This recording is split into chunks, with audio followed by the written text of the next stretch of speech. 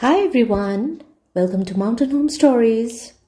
As many of you know, we are currently journeying through George Orwell's Animal Farm and exploring the story alongside with detailed vocabulary breakdown. This video is the third episode. If you are new to the channel, I encourage you to catch up on the first two episodes before diving into today's chapter. I hope you enjoyed the story and may it serve as a refined tool for sharpening your English as we read together. A gentle reminder, if you haven't subscribed yet to Mountain Home Stories, then please consider subscribing. And now, let's begin. Chapter 7. It was a bitter winter. The stormy weather was followed by sleet and snow, and then by a hard frost which did not break till well into February. The animals carried on as best as they could with the rebuilding of the windmill, well knowing that the outside world was watching them and that the envious human beings would rejoice and triumph if the mill were not finished on time. The meaning of the word sleet is a mixture of rain and snow or frozen raindrops. And the meaning of the word envious is wanting something that somebody else has. And triumph means a great victory. So out of spite, the human beings pretended not to believe that it was Snowball who had destroyed the windmill. They said that it had fallen down because the walls were too thin. The animals knew that this was not the case. Still, it had been decided to build the walls 3 feet thick this time instead of 18 inches as before, which meant collecting much larger quantities of stone. For a long time, the quarry was full of snowdrifts and nothing could be done. Some progress was made in the dry, frosty weather that followed, but it was cruel work, and the animals could not feel so hopeful about it as they had felt before. They were always cold and usually hungry as well. Only Boxer and Clover never lost heart. Squealer made excellent speeches on the joy of service and the dignity of labor. But the other animals found more inspiration in Boxer's strength and his never-failing cry of, "I will work harder." So the meaning of the word spite is hatred, and the meaning of the word dignity is being worthy of honor and respect. In January, food fell short. The corn ration was drastically reduced, and it was announced that an extra potato ration would be issued to make up for it. Then it was discovered that the greater part of the potato crop had been frosted in the clams, which had not been covered thickly enough. The potatoes had become soft and discolored, and only a few were edible. For days at a time, the animals had nothing to eat but chaff and mangles. Starvation seemed to stare them in the face. The meaning of the word clams is, here it means specialized, insulated and covered piles of straw or soil used to store and protect root vegetables such as potatoes from freezing during the winter. And chaff means the husk surrounding the seed, that part of the grain that is generally thrown away. And mangle means a type of large root vegetable that is cultivated as food for livestock. Emboldened by the collapse of the windmill, the human beings were inventing fresh lies about Animal Farm. Once again, it was being put about that all the animals were dying of famine and disease, and that they were continually fighting among themselves and had resorted to cannibalism and infanticide. Now, emboldened means made more confident, brave, or willing to take risks. Cannibalism means practice of eating another individual of the same species as food. Example, a person eating human flesh or animals eating another animal of its own type. The word infanticide means killing of a baby less than 3 days old. Napoleon was well aware of the bad results that might follow if the real facts of the food situation were known, and he decided to make use of Mr. Whymper to spread a contrary impression. Hitherto, the animals had had little or no contact with Whymper on his weekly visits. Now, however, a few selected animals, mostly sheep, were instructed to remark casually in his hearing that rations had been increased. In addition, Napoleon ordered the almost empty bins in the store shed to be filled nearly to the brim with sand, which was then covered up with what remained of the grain and meal. On some suitable pretext, Whymper was led through the store shed and allowed to catch a glimpse of the bins. He was deceived and continued to report to the outside world that there was no food shortage on Animal Farm. Nevertheless, towards the end of January, it became obvious that it would be necessary to procure some more grain from somewhere. In these days, Napoleon rarely appeared in public, but spent all his time in the farmhouse, which was guarded at each door by fierce-looking dogs. When he did emerge, it was in a ceremonial manner, with an escort of 6 dogs who closely surrounded him and growled if anyone came too near. Frequently, he did not even appear on Sunday mornings, but issued his orders through one of the other pigs, usually Squealer. The meaning of the word escort is guarding, convoying, leading. One Sunday morning, Squealer announced that the hens, who had just come in to lay again, must surrender their eggs. Napoleon had accepted through Whymper a contract for 400 eggs a week. The price of these would pay for enough grain and meal to keep the farm going till summer came on and conditions were easier. When the hens heard this, they raised a terrible outcry. They had been warned earlier that this sacrifice might be necessary, but had not believed that it would really happen. They were just getting their clutches ready for the spring sitting, and they protested that to take the eggs away now was murder. For the first time since the expulsion of Jones, there was something resembling a rebellion. Led by 3 young black Minorca pullets, the hens made a determined effort to thwart Napoleon's wishes. Getting their clutches ready for the spring sitting means they were preparing to lay and hatch their eggs for the new season. Black Minorca pullets.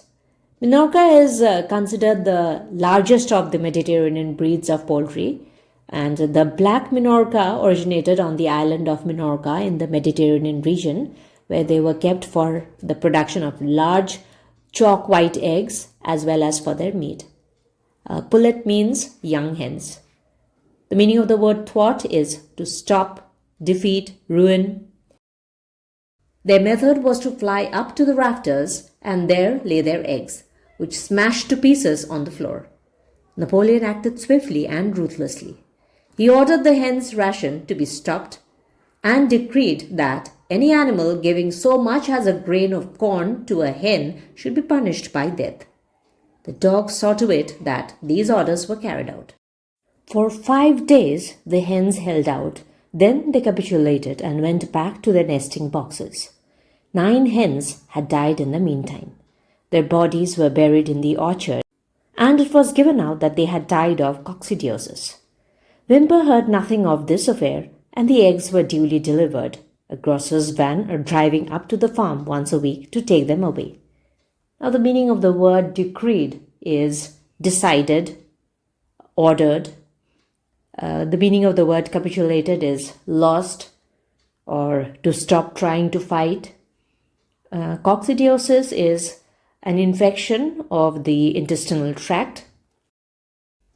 All this while, no more had been seen of Snowball. He was rumoured to be hiding on one of the neighbouring farms, either Foxwood or Pinchfield. Napoleon was by this time on slightly better terms with the other farmers than before. It happened that there was in the yard a pile of timber which had been stacked there 10 years earlier when a beech spinney was cleared. It was well seasoned, and Whymper had advised Napoleon to sell it. Both Mr. Pilkington and Mr. Frederick were anxious to buy it. Napoleon was hesitating between the two, unable to make up his mind. It was noticed that whenever he seemed on the point of coming to an agreement with Frederick, Snowball was declared to be in hiding at Foxwood, while when he inclined towards Pilkington, Snowball was said to be at Pinchfield. So let's get on to the meanings. Beech spindley is a small, dense thicket or grove of beech trees. Here it is the wooded area on the farm that was cleared, leaving behind a pile of timber. And the meaning of the word seasoned, here it means Timber wood had been well dried and moisture was removed from its cells, which has increased its strength, stability of the timber. Suddenly, early in the spring, an alarming thing was discovered. Snowball was secretly frequenting the farm by night. The animals were so disturbed that they could hardly sleep in their stalls. Every night, it was said, he came creeping in under cover of darkness and performed all kinds of mischief. He stole the corn, he upset the milk pails, he broke the eggs, he trampled the seed beds, he gnawed the bark of fruit trees. Whenever anything went wrong, it became usual to attribute it to Snowball. The meaning of the word gnawed is to bite or chew on. If a window was broken or a drain was blocked up, someone was certain to say that Snowball had come in the night and done it. And when the key of the store shed was lost, the whole farm was convinced that Snowball had thrown it down the well. Curiously enough, they went on believing this even after the mislaid key was found under a sack of meal. The cows declared unanimously that Snowball crept into their stalls and milked them in their sleep. The rats, which had been troublesome that winter, were also said to be in league with Snowball. So, in league with means in close cooperation or in a partnership. Napoleon decreed that there should be a full investigation into Snowball's activities. With his dogs in attendance, he set out and made a careful tour of inspection of the farm buildings, the other animals following at a respectful distance. At every few steps, Napoleon stopped and snuffed the ground for traces of Snowball's footsteps, which, he said, he could detect by the smell. He snuffed in every corner in the barn, in the cowshed, in the hen houses, in the vegetable garden, and found traces of Snowball almost everywhere. He would put his snout to the ground, give several deep sniffs, and exclaim in a terrible voice, "Snowball! He has been here! I can smell him distinctly!" Another word, Snowball, all the dogs let out blood-curdling growls and showed their side teeth. The animals were thoroughly frightened. It seemed to them as though Snowball was some kind of invisible influence pervading the air about them and menacing them with all kinds of dangers. The meaning of the word invisible influence is pervasive, often unseen influence. And pervading means to spread out and become present everywhere in a space. And the meaning of the word menacing is threatening. In the evenings, Squealer called them together and with an alarmed expression on his face told them that he had some serious news to report. "Comrades," cried Squealer, making little nervous skips, "a most terrible thing has been discovered. Snowball has sold himself to Frederick of Pinchfield Farm, who is even now plotting to attack us and take our farm away from us. Snowball is to act as his guide when the attack begins. But there is worse than that. We have thought that Snowball's rebellion was caused simply by his vanity and ambition. But we were wrong, comrades. Do you know what the real reason was? Snowball was in league with Jones from the very start. He was Jones' secret agent all the time. It has all been proved by documents which he left behind him and which we have only just discovered. To my mind, this explains a great deal, comrades. Did we not see for ourselves how he attempted, fortunately without success, to get us defeated and destroyed at the Battle of the Cowshed?" The animals were stupefied. This was a wickedness far outdoing Snowball's destruction of the windmill. Now, the meaning of the word stupefied means confused, unable to think clearly. But it was some minutes before they could fully take it in. They all remembered, or thought they remembered, how they had seen Snowball charging ahead of them at the Battle of the Cowshed, how he had rallied and encouraged them at every turn, and how he had not paused for an instant even when the pellets from Jones's gun had wounded his back. At first it was a little difficult to see how this fitted in with his being on Jones's side. Even Boxer, who seldom asked questions, was puzzled. He lay down, tucked his forehoofs beneath him, shut his eyes, and with a hard effort managed to formulate his thoughts. "I do not believe that," he said. "Snowball fought bravely at the Battle of the Cowshed. I saw him myself. Did we not give him Animal Hero First Class immediately afterwards?" "That was our mistake, comrade, for we know now. It is all written down in the secret documents that we have found, that in reality he was trying to lure us to our doom." The meaning of the word lure is trick somebody to go somewhere or do something by offering them something nice. And doom means destruction. "But he was wounded," said Boxer. "We all saw him running with blood." "That was a part of the arrangement," cried Squealer. "Jones' shot only grazed him. I could show you this in his own writing if you were able to read it. The plot was for Snowball, at the critical moment, to give the signal for flight and leave the field to the enemy. And he very nearly succeeded. I will even say, comrades, he would have succeeded if it had not been for our heroic leader, Comrade Napoleon. Do you not remember how, just at the moment when Jones and his men had got inside the yard, Snowball suddenly turned and fled, and many animals followed him? And do you not remember, too, that it was just at that moment, when panic was spreading and all seemed lost, that Comrade Napoleon sprang forward with a cry of 'Death to humanity!' and sank his teeth in Jones' leg? Surely you remember that, comrades?" exclaimed Squealer, frisking from side to side. Now when Squealer described the scene so graphically, it seemed to the animals that they did remember it.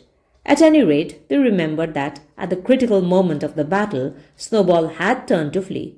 But Boxer was still a little uneasy. "I do not believe that Snowball was a traitor at the beginning," he said finally.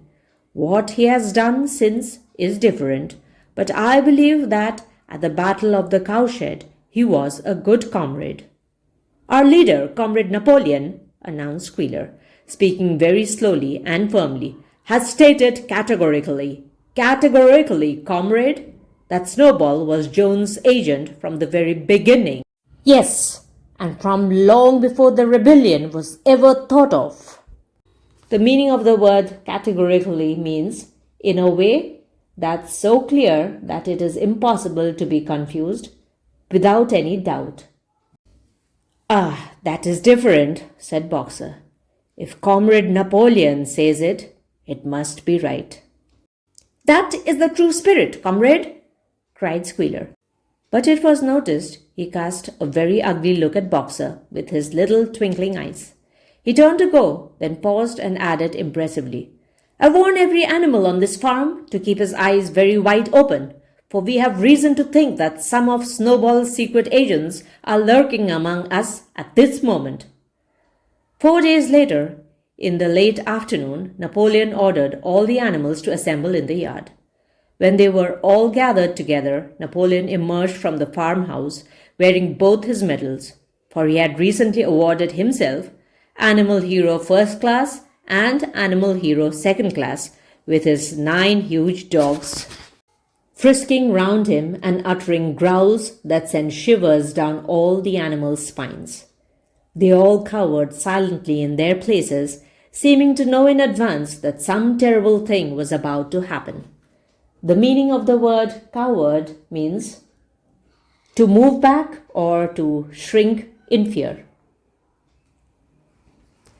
Napoleon stood sternly surveying his audience. Then he uttered a high-pitched whimper. Immediately the dogs bounded forward, seized 4 of the pigs by the ear and dragged them, squealing with pain and terror, to Napoleon's feet. The pigs' ears were bleeding, the dogs had tasted blood, and for a few moments they appeared to go quite mad. To the amazement of everybody, 3 of them flung themselves upon Boxer. Boxer saw them coming and put out his great hoof, caught a dog in mid-air and pinned him to the ground. The dog shrieked for mercy and the other 2 fled with their tails between their legs. Boxer looked at Napoleon to know whether he should crush the dog to death or let it go. Napoleon appeared to change countenance and sharply ordered Boxer to let the dog go. whereat Boxer lifted his hoof, and the dog slunk away, bruised and howling. The meaning of the word countenance is a person's face or their expression, so it's an expression on the face. The meaning of the word slunk is to move slowly and quietly due to fear, guilt, or shame. Presently, the tumult died down. The 4 pigs waited, trembling with guilt written on every line of their countenances. The meaning of the word tumult is confused noise made by a large crowd. Napoleon now called upon them to confess their crimes. They were the same 4 pigs as had protested when Napoleon abolished the Sunday meetings. Without any further prompting, they confessed that they had been secretly in touch with Snowball ever since his expulsion, that they had collaborated with him in destroying the windmill, and that they had entered into an agreement with him to hand over Animal Farm to Mr. Frederick. They added that Snowball had privately admitted to them that he had been Jones's secret agent for years past. When they had finished their confession, the dogs promptly tore their throats out, and in a terrible voice Napoleon demanded whether any other animal had anything to confess. The 3 hens who had been the ringleaders in the attempted rebellion over the eggs now came forward and stated that Snowball had appeared to them in a dream and incited them to disobey Napoleon's orders. They, too, were slaughtered. Then a goose came forward and confessed to having secreted 6 ears of corn during the last year's harvest and eaten them in the night. Then a sheep confessed to having urinated in the drinking pool, urged to do this so, she said, by Snowball. And 2 other sheep confessed to have murdered an old ram, an especially devoted follower of Napoleon, by chasing him round and round a bonfire when he was suffering from a cough. They were all slain on the spot. And so the tale of confessions and executions went on, until there was a pile of corpses lying near Napoleon's feet, and the air was heavy with the smell of blood, which had been unknown there since the expulsion of Jones. The meaning of the word corpses is dead body. When it was all over, the remaining animals, except for the pigs and dogs, crept away in a body. They were shaken and miserable. They did not know which was more shocking, the treachery of the animals who had leagued themselves with Snowball, or the cruel retribution they had just witnessed. The meaning of the word retribution is punishment for a crime. In the old days, there had often been scenes of bloodshed equally terrible, but it seemed to all of them that it was far worse now that it was happening among themselves. Since Jones had left the farm until today, no animal had killed another animal. Not even a rat had been killed. They had made their way onto the little knoll where the half-finished windmill stood, and with one accord they all lay down as though huddling together for warmth. Clover, Muriel, Benjamin, the cows, the sheep, and a whole flock of geese and hens. Everyone, indeed, except the cat, who had suddenly disappeared just before Napoleon ordered the animals to assemble. For some time nobody spoke. Only Boxer remained on his feet. He fidgeted to and fro, squishing his long black tail against his sides and occasionally uttering a little whinny of surprise. Finally, he said. Now the meaning of the word whinny is a gentle, high-pitched neigh. So finally he said, I do not understand it. I would not have believed that such things could happen on our farm. It must be due to some fault in ourselves. The solution, as I see it, is to work harder. From now onwards, I shall get up a full hour earlier in the mornings. And he moved off at his lumbering trot and made for the quarry. Having got there, he collected 2 successive loads of stone and dragged them down to the windmill before retiring for the night. The animals huddled about Clover, not speaking. The knoll where they were lying gave them a wide prospect across the countryside. Most of Animal Farm was within their view. The long pasture stretching down to the main road, the hayfield, the spinney, the drinking pool, the ploughed fields where the young wheat was thick and green, and the red roofs of the farm buildings with the smoke curling from the chimneys. It was a clear spring evening. The grass and the bursting hedges were gilded by the level rays of the sun. The meaning of the word gilded is covered with a thin layer of something that looks like gold, looks as if it is covered in gold.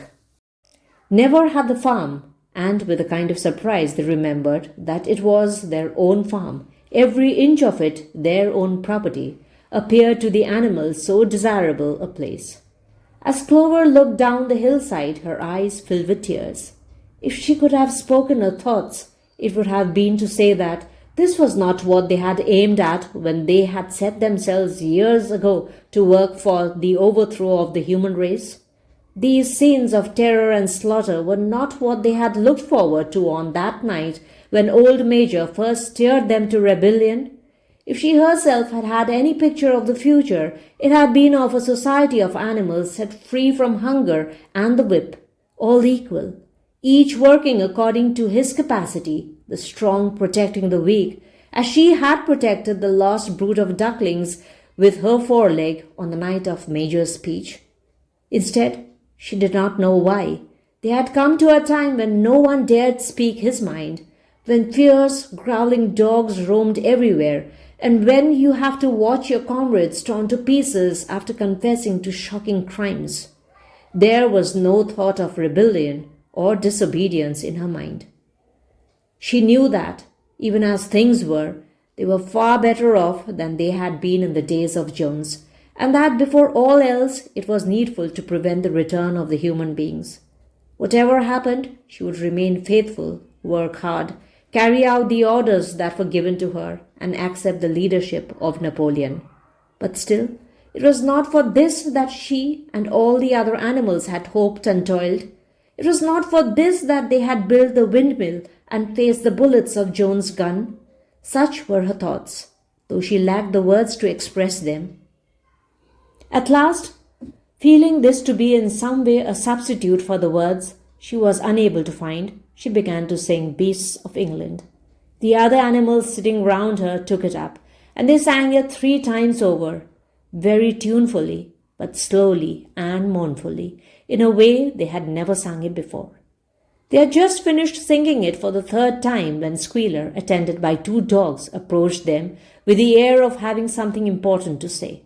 He announced that, by a special decree of Comrade Napoleon, Beasts of England had been abolished. From now onwards it was forbidden to sing it. The animals were taken aback. "Why?" cried Muriel. "It's no longer needed, comrade," said Squealer stiffly. "Beasts of England was a song of the rebellion, but the rebellion is now completed. The execution of the traitors this afternoon was the final act. The enemy, both external and internal, has been defeated. In Beasts of England, we expressed our longing for a better society in days to come, but that society has now been established. Clearly, this song has no longer any purpose." Frightened though they were, some of the animals might possibly have protested, but at this moment the sheep set up their usual bleating of 4 legs good, 2 legs bad, which went on for several minutes and put an end to the discussion. So Beasts of England was heard no more. In its place, Minimus, the poet, had composed another song which began, Animal farm, animal farm. Never through me shalt thou come to harmland. This was sung every Sunday morning after the hoisting of the flag.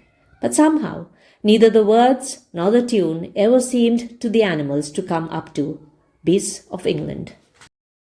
Chapter 8. A few days later, when the terror caused by the executions had died down, some of the animals remembered, or thought they remembered, that the 6th commandment decreed, "No animals shall kill any other animal." And though no one cared to mention it in the hearing of the pigs or the dogs, it was felt that the killings which had taken place did not square with it. Clover asked Benjamin to read her the 6th commandment, and when Benjamin, as usual, said that he refused to meddle in such matters, she fetched Muriel. Muriel read the commandment for her. It ran, "No animal shall kill any other animal without cause." Somehow or other, the last 2 words had slipped out of the animal's memory. But they saw now that the commandment had not been violated, for clearly there was good reason for killing the traitors who had leagued themselves with Snowball. Throughout the year, the animals worked even harder than they had worked in the previous year to rebuild the windmill, with walls twice as thick as before, and to finish it by the appointed date. Together with the regular work of the farm was a tremendous labor. There were times when it seemed to the animals that they worked longer hours and fed no better than they had done in Jones' day. On Sunday mornings, Squealer, holding down a long strip of paper with his trotter, would read out to them lists of figures proving that the production of every class of foodstuff had increased by 200%, 300%, or 500%, as the case might be. The animals saw no reason to disbelieve him, especially as they could no longer remember very clearly what conditions had been like before the rebellion. All the same, there were days when they felt that they would sooner have had less figures and more food. All orders were now issued through Squealer or one of the other pigs. Napoleon himself was not seen in public as often as once in a fortnight. When he did appear, he was attended not only by his retinue of dogs, but by a black cockerel who marched in front of him and acted as a kind of trumpeter, letting out a loud cock-a-doodle-doo before Napoleon spoke. The meaning of the word retinue is a group of people that accompany an important person to provide help and support. Even in the farmhouse, it was said Napoleon inhabited separate apartments from the others. He took his meals alone with 2 dogs to wait upon him and always ate from the Crown Derby dinner service, which had been in the glass cupboard in the drawing room. Now, Crown Derby dinner service refers to high-end handmade English fine bone china manufactured by Royal Crown Derby Company. It's known for intricate, often hand-painted designs. It was announced that the gun would be fired every year on Napoleon's birthday as well as on the other 2 anniversaries. Napoleon was now never spoken of simply as Napoleon. He was always referred to in formal style as our leader, Comrade Napoleon. And these pigs liked to invent for him such titles as Father of all animals, Terror of mankind, Protector of the sheepfold, Duckling's friend, and the like.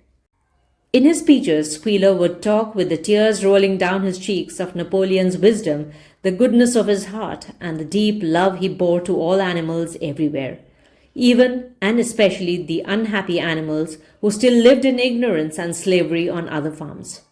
It had become usual to give Napoleon the credit for every successful achievement and every stroke of good fortune. You would often hear one hen remark to another, "Under the guidance of our leader, Comrade Napoleon, I have laid 5 eggs in 6 days." Or 2 cows, enjoying a drink at the pool, would exclaim, "Thanks to the leadership of Comrade Napoleon, how excellent this water tastes." The general feeling on the farm was well expressed in a poem entitled Comrade Napoleon, which was composed by Minimus and which ran as follows. "Friends of fatherless, fountain of happiness, Lord of all the swill bucket, oh, how my soul is on fire when I gaze at thy calm and commanding eye, like the sun in the sky, Comrade Napoleon. Thou art the giver of all that thy creatures love, full belly twice a day, clean straw to roll upon, every beast, great or small, sleep at peace in his stall, thou watchest over all, Comrade Napoleon. Had I a sucking pig, ere he had grown as big, even as a pint bottle or as a rolling pin, he should have learned to be faithful and true to thee. Yes, his first quake should be Comrade Napoleon." Napoleon approved of this poem and caused it to be inscribed on the wall of the big barn at the opposite end from the 7 commandments. It was surmounted by a portrait of Napoleon in profile, executed by Squealer in white paint. Meanwhile, through the agency of Whymper, Napoleon was engaged in complicated negotiations with Frederick and Pilkington. The pile of timber was still unsold. Of the two, Frederick was the more anxious to get hold of it, but he would not offer a reasonable price. At the same time, there were renewed rumors that Frederick and his men were plotting to attack Animal Farm and to destroy the windmill, the building of which had aroused furious jealousy in him. Snowball was known to be still skulking on Pinchfield Farm. In the middle of the summer, the animals were alarmed to hear that 3 hens had come forward and confessed that, inspired by Snowball, they had entered into a plot to murder Napoleon. They were executed immediately, and fresh precautions for Napoleon's safety were taken. 4 dogs guarded his bed at night, one at each corner, and a young pig named Pink Eye was given the task of tasting all his food before he ate it, lest it should be poisoned. At about the same time, it was given out that Napoleon had arranged to sell the pile of timber to Mr. Pilkington. He was also going to enter into a regular agreement for the exchange of certain products between Animal Farm and Foxwood. The relations between Napoleon and Pilkington, though they were only conducted through Whymper, were now almost friendly. The animals distrusted Pilkington as a human being, but greatly preferred him to Frederick, whom they both feared and hated. As the summer wore on and the windmill neared completion, the rumors of an impending treacherous attack grew stronger and stronger. The meaning of the word impending is about to happen. Treacherous means dangerous. Frederick, it was said, intended to bring against them 20 men, all armed with guns, and he had already bribed the magistrates and police, so that if he could once get hold of the title deeds of Animal Farm, they would ask no questions. Moreover, terrible stories were leaking out from Pinchfield about the cruelties that Frederick practiced upon his animals. He had flogged an old horse to death. He starved his cows. He had killed a dog by throwing it into the furnace. He amused himself in the evenings by making cocks fight with splinters of razor blade tied to their spurs. Now, the meaning of the word flogged is whipped, lashed, caned, and the meaning of the word spurs.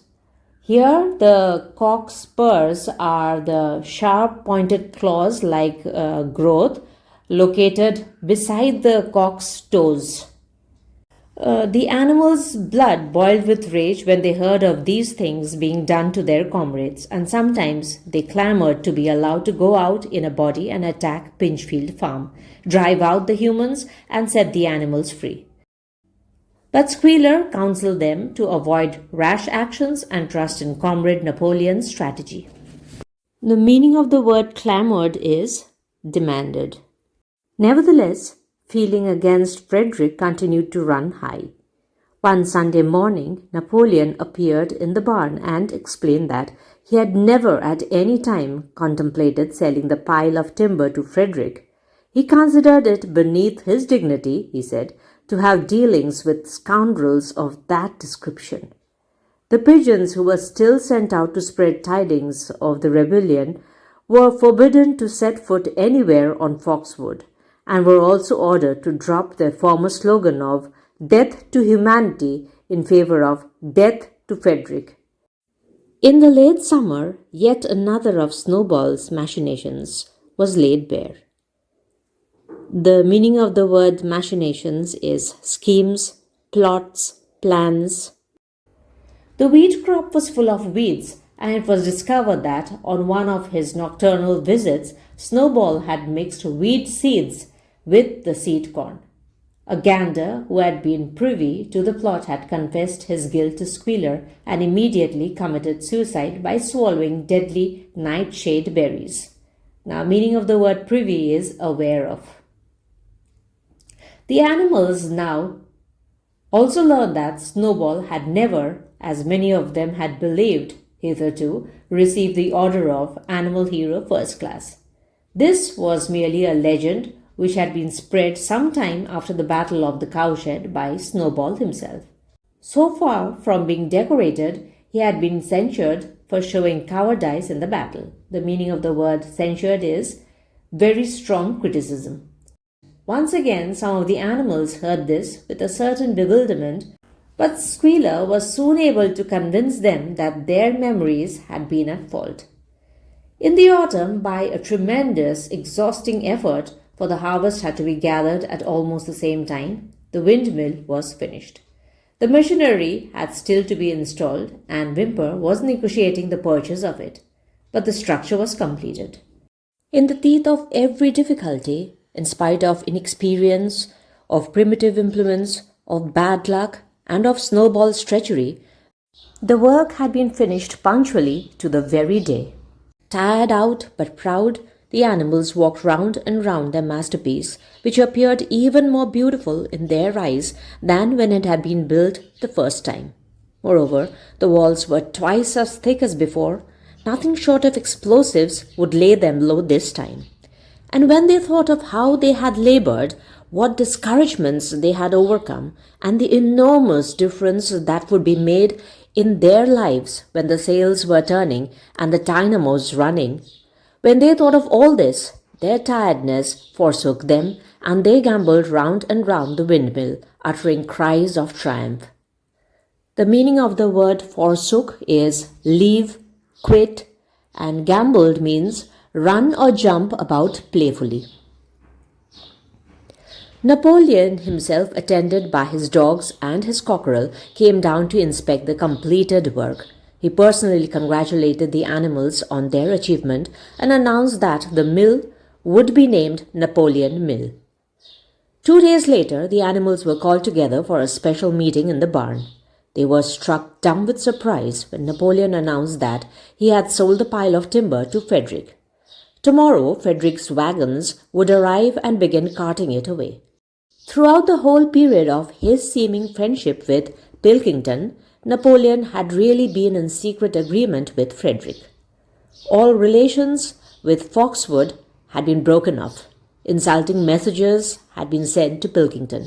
The pigeons had been told to avoid Pinchfield Farm and to alter their slogan from Death to Frederick to Death to Pilkington.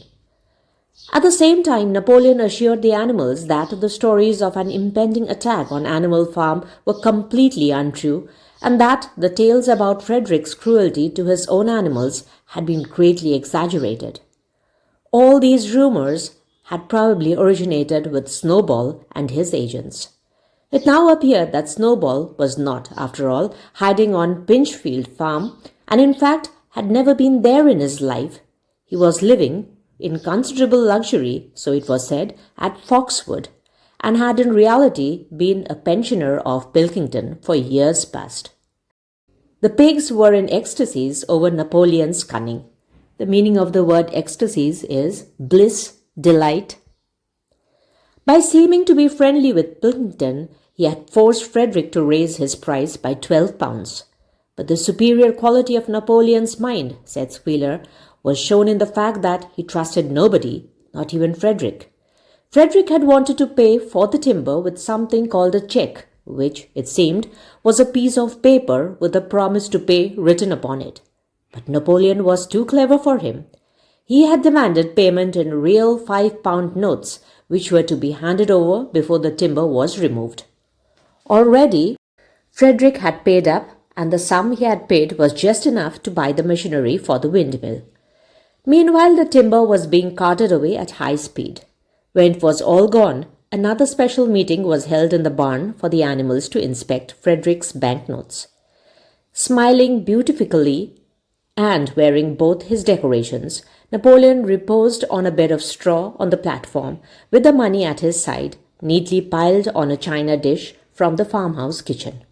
The animals filed slowly past, and each gazed his fill. And Boxer put out his nose to sniff at the banknotes, and the flimsy white things stirred and rustled in his breath. 3 days later, there was a terrible hullabaloo. The meaning of the word hullabaloo is commotion, uproar. Whymper, his face deadly pale, came racing up the path on his bicycle, flung it down in the yard, and rushed straight into the farmhouse. The next moment, a choking roar of rage sounded from Napoleon's apartments. The news of what had happened spread round the farm like wildfire. The banknotes were forgeries. Frederick had got the timber for nothing. The meaning of the word forgeries is false. Napoleon called the animals together immediately and in a terrible voice pronounced the death sentence upon Frederick. When captured, he said, Frederick should be boiled alive. At the same time, he warned them that after this treacherous deed, the worst was to be expected. Frederick and his men might make their long-expected attack at any moment. Sentinels were placed at all the approaches to the farm. In addition, 4 pigeons were sent to Foxwood with a conciliatory message, which it was hoped might re-establish good relations with Pilkington. The meaning of the word sentinels is guards, and conciliatory is that tries to end an argument or a disagreement. The very next morning, the attack came. The animals were at breakfast when the lookouts came racing in with the news that Frederick and his followers had already come through the 5-barred gate. Boldly enough, the animals sallied forth to meet them. But this time, they did not have the easy victory that they had had in the Battle of the Cowshed. The meaning of the word sallied is jump, charge. There were 15 men, with half a dozen guns between them, and they opened fire as soon as they got within 50 yards. The animals could not face the terrible explosions and the stinging pellets, and in spite of the efforts of Napoleon and Boxer to rally them, they were soon driven back. A number of them were already wounded. They took refuge in the farm buildings and peeped cautiously out from chinks and knotholes. The meaning of the word chinks is a small narrow opening, and knotholes, it is a hole in a tree trunk where a knot or a branch has come out. The whole of the big pasture, including the windmill, was in the hands of the enemy. For the moment, even Napoleon seemed at a loss. He paced up and down without a word, his tail rigid and twitching. Wistful glances were sent in the direction of Foxwood. If Pilkington and his men would help them, the day might yet be won. But at this moment the 4 pigeons who had been sent out on the day before returned, one of them bearing a scrap of paper from Pilkington.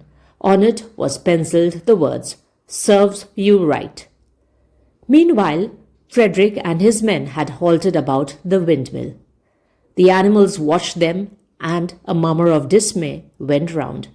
2 of the men had produced a crowbar and a sledgehammer. They were going to knock the windmill down. "Impossible!" cried Napoleon. "We have built the walls far too thick for that. They could not knock it down in a week. Courage, comrades!" But Benjamin was watching the movements of the men intently. The 2 with the hammer and the crowbar were drilling a hole near the base of the windmill. Slowly and with an air almost of amusement, Benjamin nodded his long muzzle. The word muzzle is actually the nose and the mouth part of an animal. "I thought so," he said. "Do you not see what they are doing? In another moment they are going to pack blasting powder into that hole." Terrified, the animals waited. It was impossible now to venture out of the shelter of the buildings. After a few minutes, the men were seen to be running in all directions. Then there was a deafening roar. The pigeons swirled into the air, and all the animals, except Napoleon, flung themselves flat on their bellies and hid their faces. When they got up again, a huge cloud of black smoke was hanging where the windmill had been. Slowly the breeze drifted it away. The windmill had ceased to exist. The meaning of the word ceased to exist is come to an end, vanished permanently. At this sight, the animals' courage returned to them. The fear and despair they had felt a moment earlier were drowned in their rage against this vile, contemptible act. The meaning of the word vile is very bad, unpleasant, and contemptible is hateful. A mighty cry for vengeance. Vengeance is an act of harming somebody in return for something bad they have done to you. A mighty cry for vengeance went up. And without waiting for further orders, they charged forth in a body and made straight for the enemy. This time they did not heed the cruel pellets that swept over them like hail. It was a savage, bitter battle. The men fired again and again, and when the animals got to close quarters, lashed out with their sticks and their heavy boots. Close quarters is close contact in fight. A cow, 3 sheep, and 2 geese were killed, and nearly everyone was wounded. Even Napoleon, who was directing operations from the rear, had the tip of his tail chipped by a pellet. The meaning of the word chipped is grazed or slightly wounded. But the men did not go unscathed either. The meaning of the word unscathed means unhurt, unharmed. 3 of them had their heads broken by blows from Boxer's hoofs. Another was gored in the belly by a cow's horn. Another had his trousers nearly torn off by Jessie and Bluebell. And when the 9 dogs of Napoleon's own bodyguard, whom he had instructed to make a detour under cover of the hedge, suddenly appeared on the men's flank, baying ferociously, panic overtook them. The meaning of the word flank is the side of the body. They saw that they were in danger of being surrounded. Frederick shouted to his men to get out while the going was good, and the next moment the cowardly enemy was running for dear life. The animals chased them right down to the bottom of the field and got in some last kicks at them as they forced their way through the thorn hedge. They had won, but they were weary and bleeding. Slowly they began to limp back towards the farm. The sight of their dead comrades stretched upon the grass moved some of them to tears, and for a little while they halted in sorrowful silence at the place where the windmill had once stood. Yes, it was gone. Almost the last trace of their labor was gone. Even the foundations were partially destroyed, and in rebuilding it, they could not this time, as before, make use of the fallen stones. This time the stones had vanished too. The force of the explosion had flung them to distances of hundreds of yards. It was as though the windmill had never been. As they approached the farm, Squealer, who had unaccountably been absent during the fighting, came skipping towards them, whisking his tail and beaming with satisfaction. The word unaccountably means in a way that cannot be explained or understood. And the animals heard, from the direction of the farm building, the solemn booming of a gun. "What is that gun firing for?" said Boxer. "To celebrate our victory," cried Squealer. "What victory?" said Boxer. His knees were bleeding, he had lost a shoe and split his hoof, and a dozen pellets had lodged themselves in his hind leg. "What victory, comrade? Have we not driven the enemy off our soil, the sacred soil of Animal Farm?" "But they have destroyed the windmill, and we have worked on it for 2 years." "What matter? We will build another windmill. We will build 6 windmills if we feel like it. You do not appreciate, comrade, the mighty thing that we have done. The enemy was in occupation of this very ground that we stand upon, and now, thanks to the leadership of Comrade Napoleon, we have won every inch of it back again." "Then we have won back what we had before," said Boxer. "That is our victory," said Squealer. They limped into the yard. The pellets under the skin of Boxer's leg smarted painfully. The meaning of the word smarted is to feel a stinging pain in the body. He saw ahead of him the heavy labor of rebuilding the windmill from the foundations, and already in imagination he braced himself for the task. But for the first time it occurred to him that he was 11 years old, and that perhaps his great muscles were not quite what they had once been. But when the animal saw the green flag flying and heard the gun firing again, 7 times it was fired in all, and heard the speech that Napoleon made, congratulating them on their conduct, it did seem to them, after all, that they had won a great victory. The animals slain in the battle were given a solemn funeral. Boxer and Clover pulled the wagon which served as a hearse. The meaning of the word hearse is a large car used for carrying a dead person to their funeral. And Napoleon himself walked at the head of the procession. 2 whole days were given over to celebrations. There were songs, speeches, and more firing of the gun, and a special gift of an apple was bestowed on every animal, with 2 ounces of corn for each bird and 3 biscuits for each dog. It was announced that the battle would be called the Battle of the Windmill, and that Napoleon had created a new decoration, the Order of the Green Banner, which he had conferred upon himself. The meaning of the word conferred is officially awarded. In the general rejoicings, the unfortunate affair of the banknotes was forgotten. It was a few days later than this that the pigs came upon a case of whisky in the cellars of the farmhouse. The meaning of the word cellar is actually an underground room of a building which is used for storage. It had been overlooked at the time when the house was first occupied. That night, there came from the farmhouse the sound of loud singing, in which, to everyone's surprise, the strains of Beasts of England were mixed up. At about 9:30, Napoleon, wearing an old bowler hat of Mr. Jones, was distinctly seen to emerge from the back door, gallop rapidly round the yard, and disappear indoors again.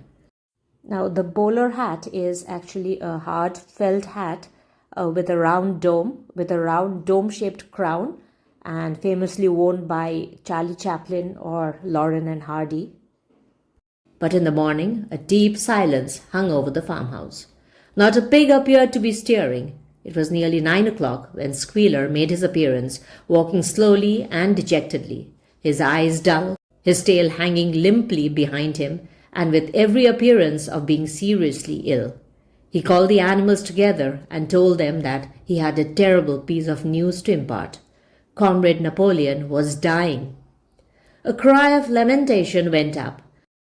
Now, lamentation means an expression of grief or sorrow. Straw was laid down outside the doors of the farmhouse, and the animals walked on tiptoe.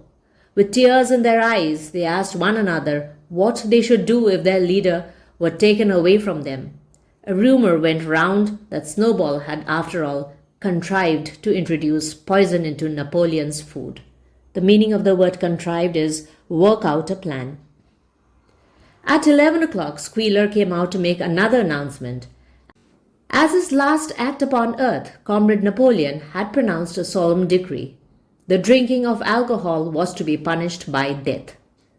By the evening, however, Napoleon appeared to be somewhat better, and the following morning Squealer was able to tell them that he was well on the way to recovery.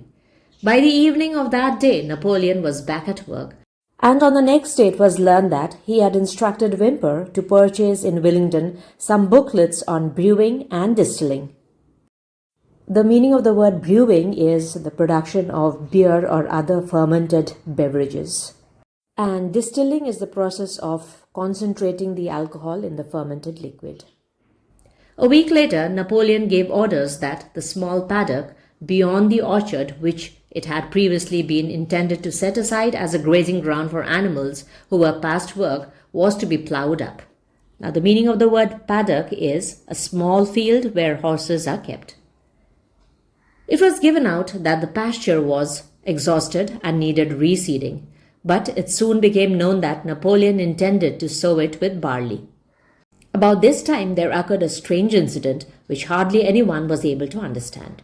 One night at about 12 o'clock, there was a loud crash in the yard, and the animals rushed out of their stalls. It was a moonlit night. At the foot of the end wall of the big barn, where the 7 commandments were written, there lay a ladder broken in 2 pieces. Squealer, temporarily stunned, was sprawling beside it, and near at hand there lay a lantern, a paintbrush, and an overturned pot of white paint. The dogs immediately made a ring round Squealer and escorted him back to the farmhouse as soon as he was able to walk. None of the animals could form any idea as to what this meant, except old Benjamin, who nodded his muzzle with a knowing air, and seemed to understand, but would say nothing. But a few days later, Muriel, reading over the 7 commandments to herself, noticed that there was yet another of them which the animals had remembered wrong. They had thought the 5th commandment was, "No animals shall drink alcohol," but there were 2 words that they had forgotten, Actually, the commandment read, "No animals shall drink alcohol to excess." We'll continue with the next part of the story in another video. Hope you are enjoying reading this story with me. Leave me a comment and let me know about it. Please do like and share, and of course subscribe to my channel. Hit on the notification bell for my next videos, and thank you so much for dropping by. Come back to hear me again. Till then, take care and bye-bye.